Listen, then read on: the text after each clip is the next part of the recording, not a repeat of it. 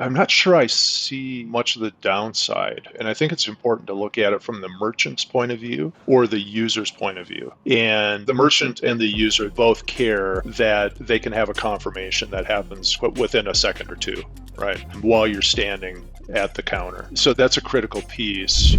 One of the limiting factors for fast payments was the mechanism that transactions were validated, right? And in Bitcoin, it's proof of work and quite slow. Every 10 minutes, there's a batch of blocks. So are there compromises along the way that some people will say, oh yeah, sure, Solana's fast, but so is Visa or so is PayPal.com or something like that. And yeah, there's like a spectrum there. And, the more centralized you go, the faster you can go, the more decentralized. Is this a false sort of way to be looking at things? Or what's your sort of opinion on maybe the way that Solana's going about things in terms of decentralization? Do you think there's trade-offs there which have been made, which perhaps sort of negatively impact decentralization? I'm not sure I see much of the downside. And I think it's important to look at it from the merchant's point of view or the user's point of view. And the merchant and the user both care that they can have a confirmation that happens within a second or two, right? While you're standing at the counter. So that's a critical piece. Additionally, comparing to Visa or MasterCard,